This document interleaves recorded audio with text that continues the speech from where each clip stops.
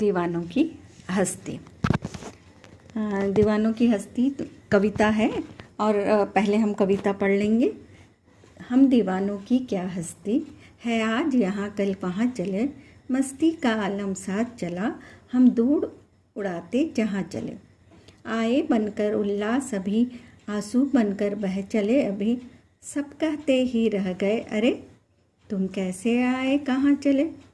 किस ओर चले यह मत पूछो, चलना है बस इसलिए चले, जग से उसका कुछ लिए चले, जग को अपना कुछ दिए चले। दो बात कही दो बात सुनी, कुछ हंसे और फिर कुछ रोए, छक्कर सुख दुख के घूंटों को हम एक भाव से पिए चले। हम भिखमंगों की दुनिया में स्वच्छंद लुटा कर प्यार चले, हम एक निशानी सी उर पर ले असफलता का भार चले। अब अपना और पराया क्या, आबाद रहे रुकने वाले, हम स्वयं बंधे थे और स्वयं हम अपने बंधन तोड़ चले। यह कविता वसंत भाग 3 से ली गई है। इसके कवि भगवती चरण वर्मा हैं। कविता में कवि ने वीर सैनिकों के बारे में लिखा है जो देश के लिए बलिदान देने से डरते नहीं और देश के लिए लड़ने के लिए हमेशा तत्पर रहते हैं। तो भगवती चरण वर्मा के बारे में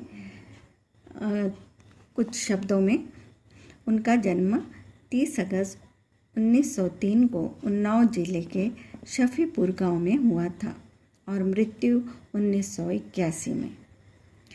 दीवानों की हस्ती कविता स्वाधीनता से पूर्व लिखी गई कविता है और कविता के शब्दार्थ डिस्क्रिप्शन बॉक्स में दिए गए हैं। आप लोगों को देखना है तो वहाँ से आप देख सकते हैं। तो पहले पद्य का अर्थ देखेंगे। हम दीवानों की क्या हस्ती है, आज यहाँ कल वहाँ चले, मस्ती का आलम साथ चला, हम धूल उड़ाते जहाँ चले। तो सबसे पहले हम देखेंगे कि दीवाने शब्द का अर्थ। तो इस कविता में दीवाने का अर्थ है सैनिक या वीर जवान, जो देश को स्वतंत्रता दिलाने के दीवाने हैं। दीवाने काहे के हैं, वो इस कविता के अनुसार देश को स्वतंत्रता दिलाने के। तो वीरों का क्या कहना है कि हमारा देश बहुत महान है। कवि का क्या मानना है कि हमारा देश बहुत महान है और इस महान देश के सामने हमारा कोई अस्तित्व नहीं है।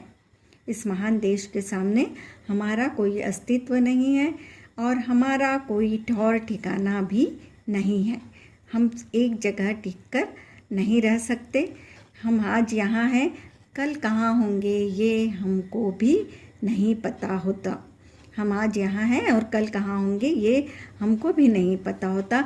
लेकिन जिस ओर भी हम जाते हैं या जाएंगे, जिस ओर भी हम जाते हैं, हमारे जोश और उत्साह की धूल से, हमारे जोश और उत्साह की धूल से सारे माहौल में या वातावरण में खुशियाँ छा जाती है।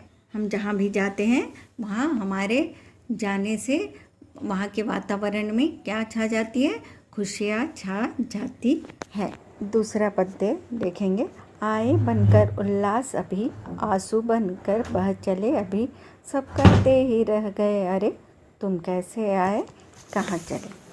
इसका अर्थ है, कवि का क्या कहना है कि वीरों के आने से, वीर बहुत दिन बाद घर में आते थे तो उनके आने से घर में खुशियाँ छा जाती है और जब वो जाने की बातें करते हैं तो यही खुशी दुख में बदल जाती है और उनके सारे रिश्तेदार कहते ही रह जाते हैं कि तुम अभी ही आए थे और तुम्हें अभी ही जाना है।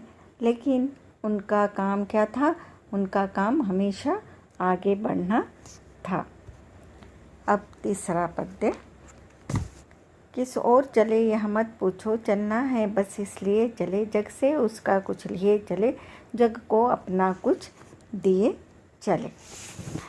तो वीरों का क्या मानना है कि उनसे यह प्रश्न न पूछा जाए कि हमें किस ओर और कहाँ जाना है। क्या मानना है वीरों का कि उनसे यह प्रश्न न पूछा जाए कि उन्हें किस ओर और कहाँ जाना है।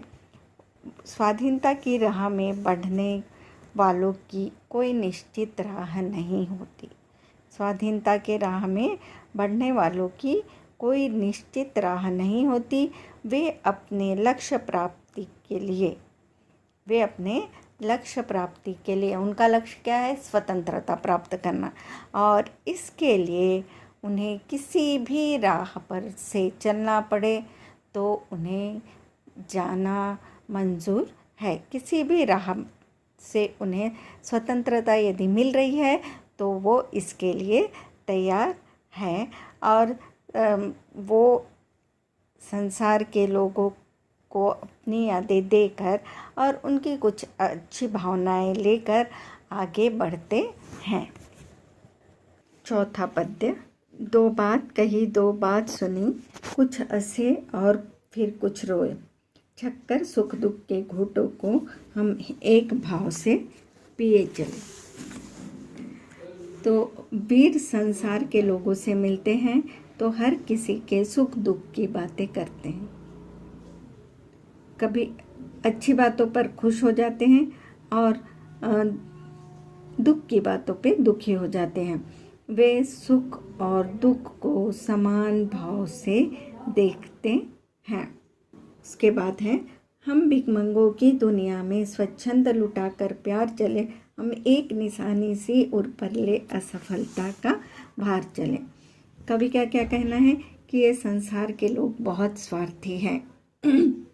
वो लोगों से सिर्फ लेना जानते हैं, परंतु वीर इस भिखमंगी दुनिया में अपना संपूर्ण प्रेम लुटाकर आगे बढ़ जाते हैं। वीरों को इस बात का दुख है कि बहुत कोशिश करने के बावजूद भी वो देश को स्वतंत्रता नहीं दिला पाए। छठवां पद्य।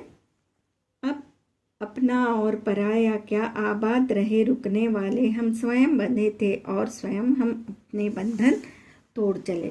बलिदानी वीर किसी के साथ भेदभाव नहीं करते, सबसे समान व्यवहार करते हैं और देश के लोगों से कहते हैं कि हमने स्वयं को बंदी बनाना स्वीकार किया है और यही चाहते हैं कि हमारे देशवासी आबाद और प्रसन्न रहे और लोग स्वाधीनता का मूल्य समझकर इस ओर आगे बढ़े।